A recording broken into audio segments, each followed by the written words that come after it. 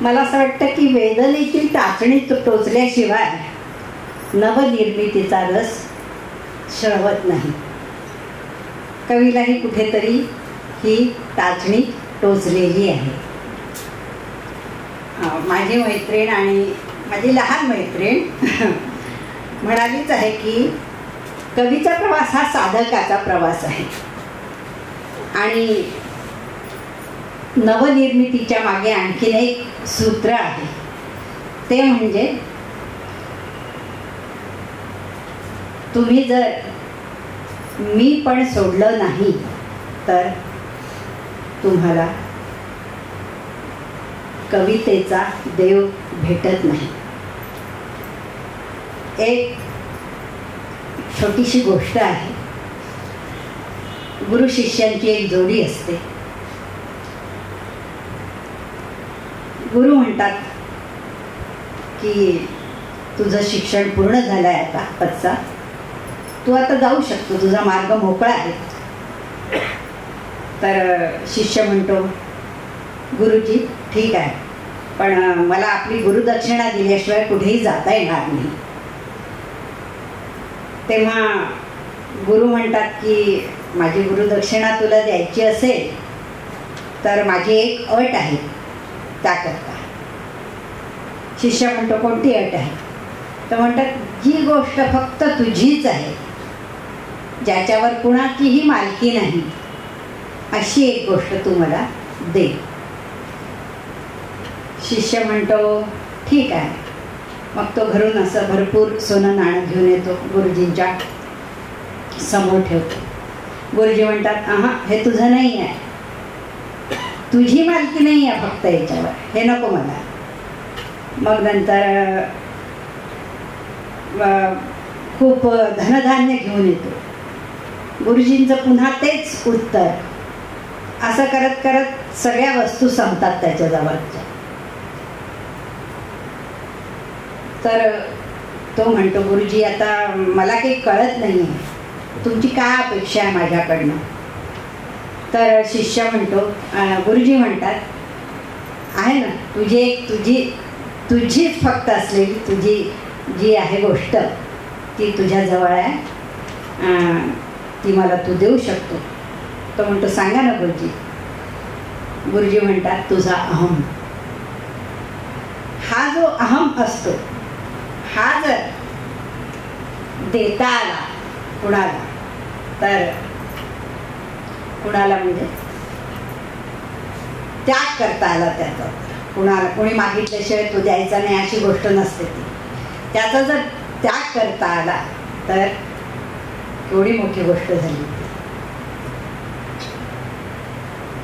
Poetry is a form of literary art that uses aesthetic and often rhythmic qualities of language to evoke meanings in addition to or in place of literal or surface level meanings.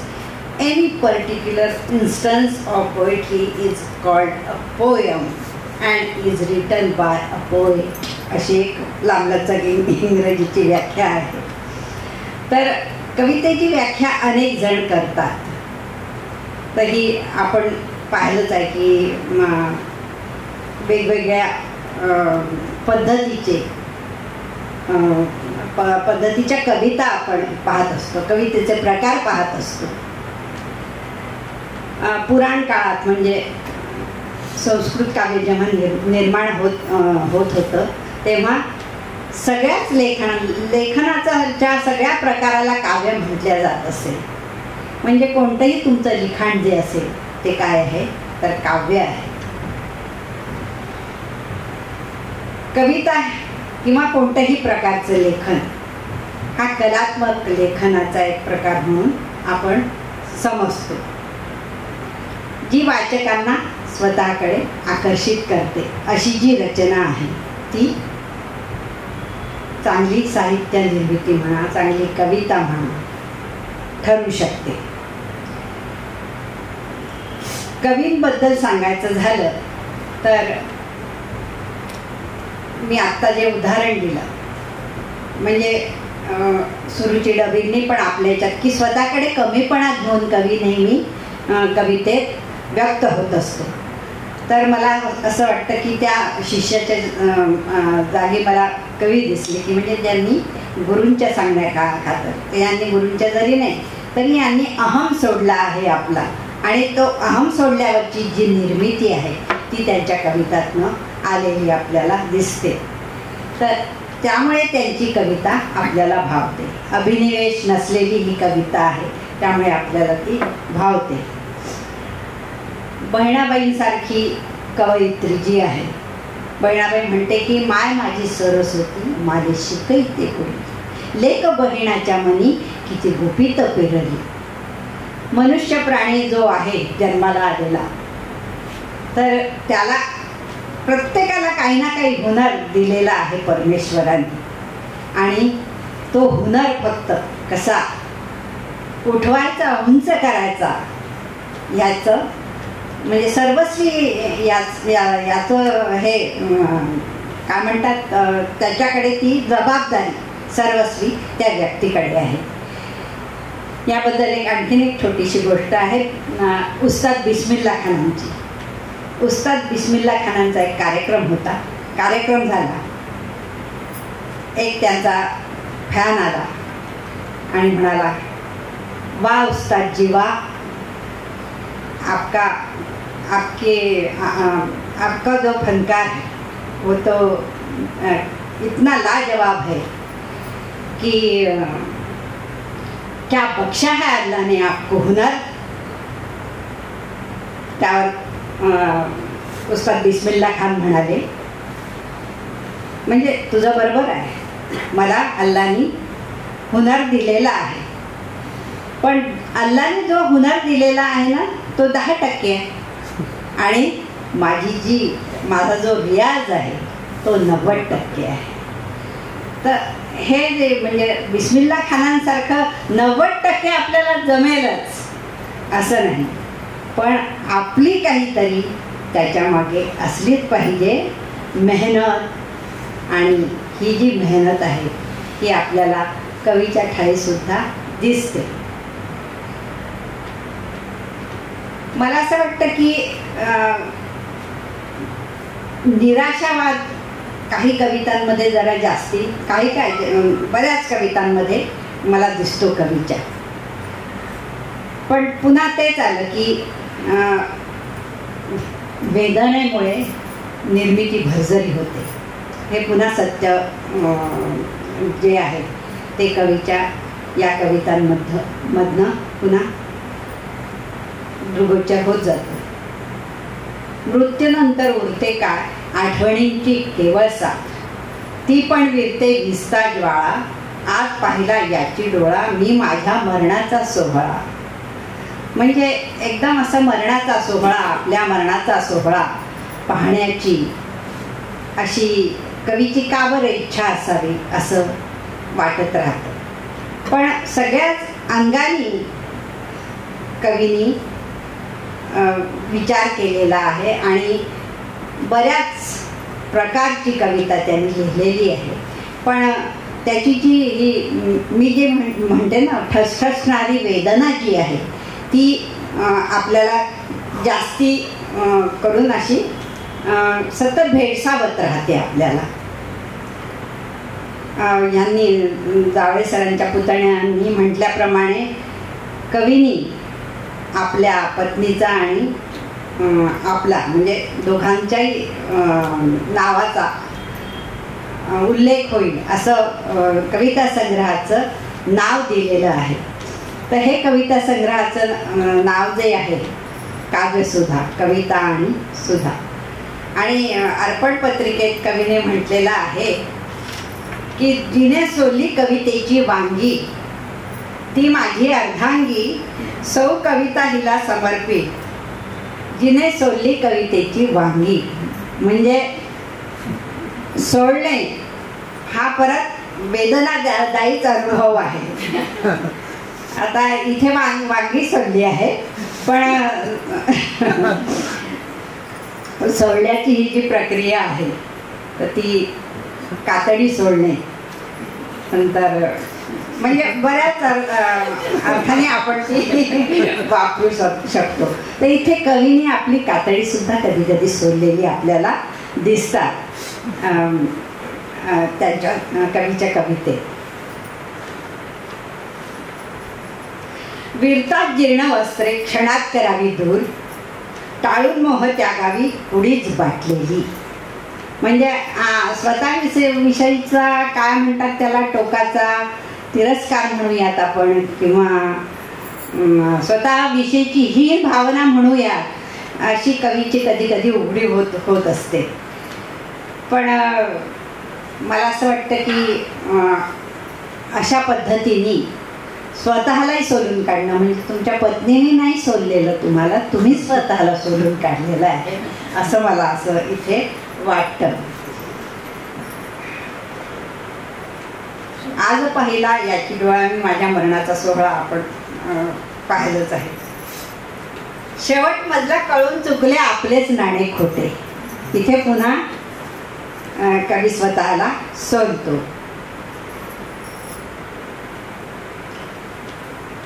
कवितेत गुंफली भावनांची फुले, दडपली प्रीत मी न केले मन खुले. अपूर्ण माझ्या कवितेमधले अव्यक्त शब्द तुला स्फुरतील का, असं म्हणून हळूवार प्रीतीची अपेक्षा, प्रिय व्यक्ती संदर्भातली आपली अपेक्षा कवी व्यक्त करतो. क्वचितदा कवी परकाया प्रवेश सुद्धा करतो. आणि अशा वेळी मला असं वाटतं की परकाया प्रवेश म्हणजे ही गरज का वाटते कवीला, तर एखाद्या वेळी असंही मनात येतं की हा एक पलायनवाद आहे का काय. कारण इथे स्वतःचा अनुभव तर सांगायचा असतो, पण म्हणजे स्वतःचं व्यक्तिमत्व काय आहे ते उघड न करता स्वतःचा अनुभव कसा सांगता येईल हे पाहायचं असेल, तेव्हा परकाया प्रवेश करून म्हणजे स्वतःला स्त्री कल्पून अशा प्रकारच्या रचना होत असाव्यात का काय, असं बरेचदा वाटतं.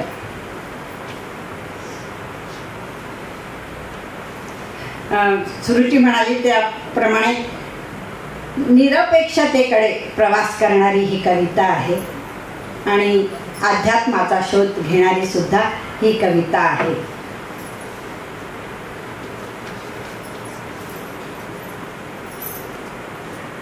आईच्या संदर्भातल्या काही 4 ओळी अशा आहेत की आईने कोपरा धरला अंधारा नव्हता, पण मनातला अंधार जास्त दाट होता. हे जोडीदार गेल्यानंतरचं दुःख आहे. हे दुःख कवी स्वतःही उपभोगतो आणि आईच्या माध्यमातून मांडतो. नात्यातील हळूवार धागे म्हणजे आईचं दुःख स्वतःच करून मांडणं ही पण कवीला छान जमलेली गोष्ट आहे. आणि तिथे म्हणजे आईच्या माध्यमातून कवीने स्वतःचं सुद्धा दुःख मांडलेलं आहे. आयम्बिक पेंटामीटर अशी एक संकल्पना आहे कवितेत, म्हणजे तालबद्ध रचनात्मक कवितेचा नमुना. तर कवीला मला असं वाटतं की यमक असलेल्या कविता लीलया त्याच्या लेखणीतनं बाहेर पडतात. म्हणजे यमकाची छान जाण कवीला आहे. आणि मला असं वाटतं बहुतेक कविता यमकात असलेल्या आहेत, म्हणजे लयीत असलेल्या आहेत. आणि हे चांगल्या काव्याचं मोठं लक्षण आहे की लयीत कविता असणं हे एक छान लक्षण आहे.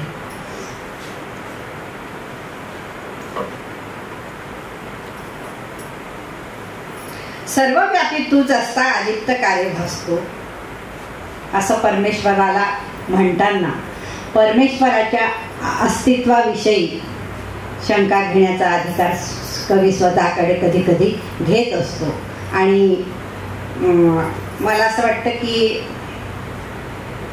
अधिकारवाणीने असं म्हणता येणं ही सुद्धा कवितेतून असं मांडता येणं ही सुद्धा खूप मोठी गोष्ट आहे.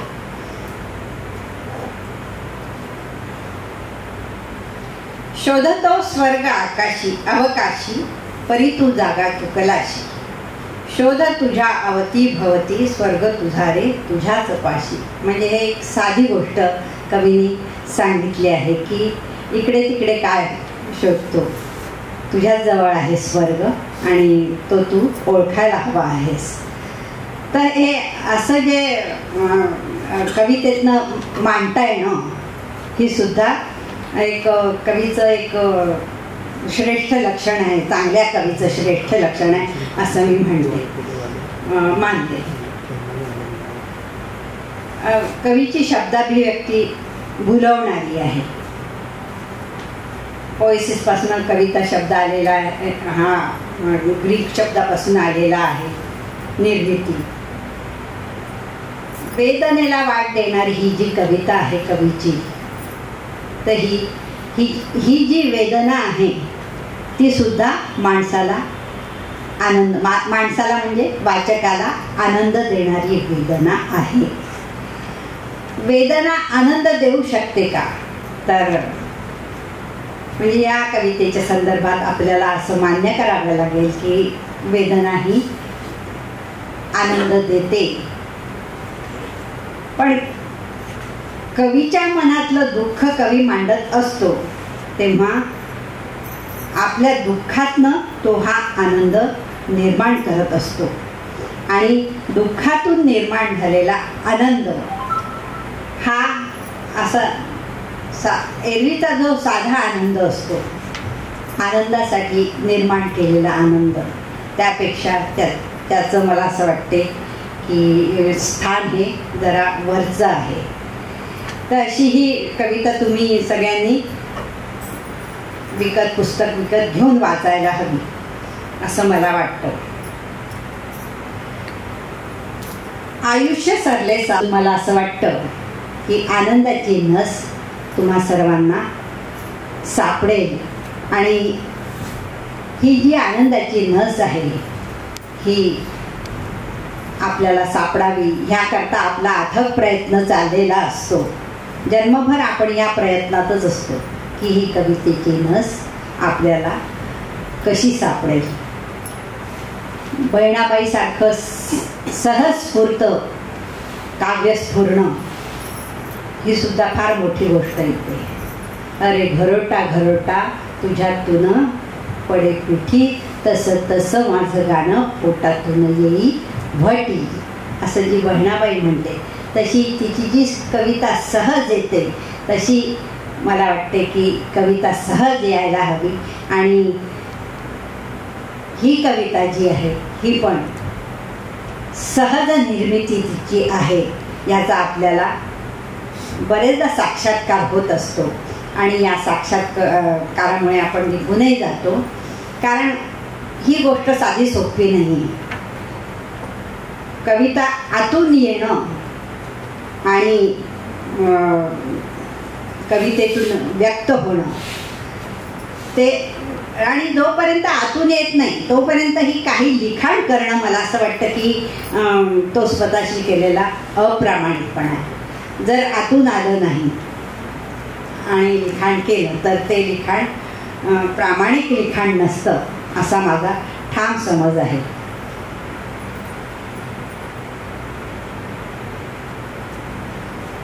नियती खेळते माझ्याशी आता, मी स्वतः झालो एक खेळणे, असं कवी म्हणतो. तर स्वतःला खेळणं कवी समजतो स्वतःला की माझं खेळणं झालं आहे स्वतःचं. पण हे जे सुरुचीने पण हे म्हटलं होतं की स्वतःकडे कमीपणा घेणं, तर हा कमीपणा घेण्याचा जो स्वभाव आहे कवीचा, तो मला वाटतं की तो कमीपणा घेण्याचा स्वभाव ही कविता उंच करत असतो, हे मी आधी सांगितलेलं आहे. आणि यामुळे कवी स्वतःला आरसा सुद्धा दाखवू शकतो. आपल्याला स्वतःला आरशात पाहणं आणि ते म्हणजे आपण आरशात कसं दिसतो आहोत हे याचं विश्लेषण करणं हे अत्यंत महत्त्वाचं आहे आणि ते विश्लेषण कवी करतो. बऱ्याच ठिकाणी ते विश्लेषण आपल्याला कवितेतनं आलेलं जाणवतं आणि म्हणजे त्या बाबतीत कवी किती प्रामाणिक आहे हे पण आपल्याला जाणवत राहतं.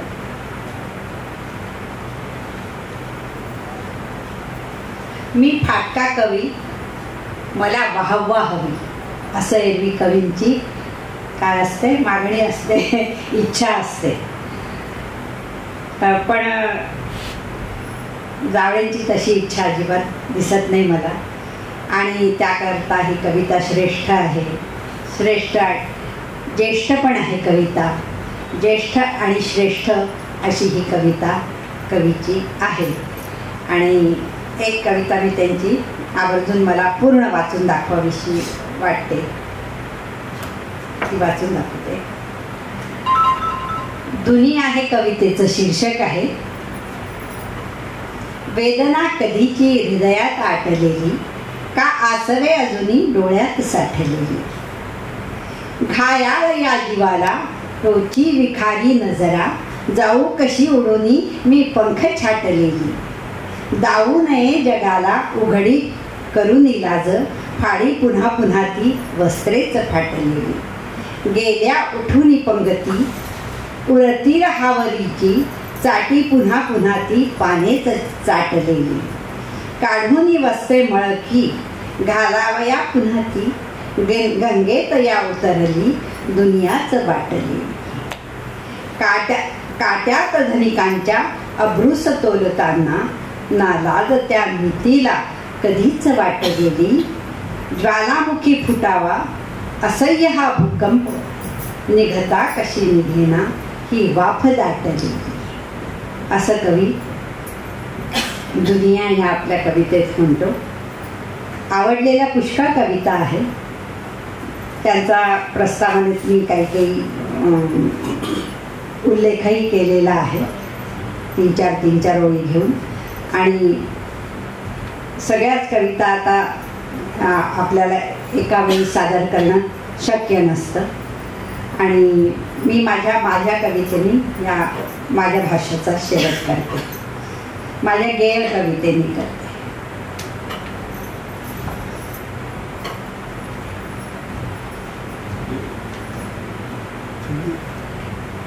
यशोदे तुझा कान्हा गलडी बाळ, यशोदे तुझा कान्हा गलडी बाळ. दह्या दुधाची करीतो चोरी, दह्या दुधाची करीतो चोरी. जमवनी गोपाळ, यशोदे तुझा कान्हा गलडी बाळ, यशोदे तुझा कान्हा गलडी बाळ. अधरावरती वेणू टेकितो, ब्रह्मरसाचे पान करवितो. अधरावरती वेणू टेकितो, ब्रह्मरसाचे पान करवितो. अखिल गोकुळी भूषण ठरतो, नंदाचा बाळ. यशोदे तुझा कान्हा गलडी बाळ, यशोदे तुझा कान्हा गलडी बाळ. प्यारी वाटे याची खोडी, गोकुळीची हर गोपी वेडी. सान सोनी थोरांचाही करीतो सांभाळ. यशोदे तुझा कान्हा गलडी बाळ, यशोदे तुझा कान्हा गलडी बाळ. गोपिका सवे रास रंगवे मग राधेचे हेवे दावे मग राधेचे हेवे दावे गिरधारी विश्वाचा कैसा करीतो प्रतिपाळ यशोदे तुझा कान्हा गलडी बाळ यशोदे तुझा कान्हा गलडी बाळ यशोदे तुझा कान्हा बाईक तुझा कान्हा सखे ग तुझा कान्हा लडी बाळ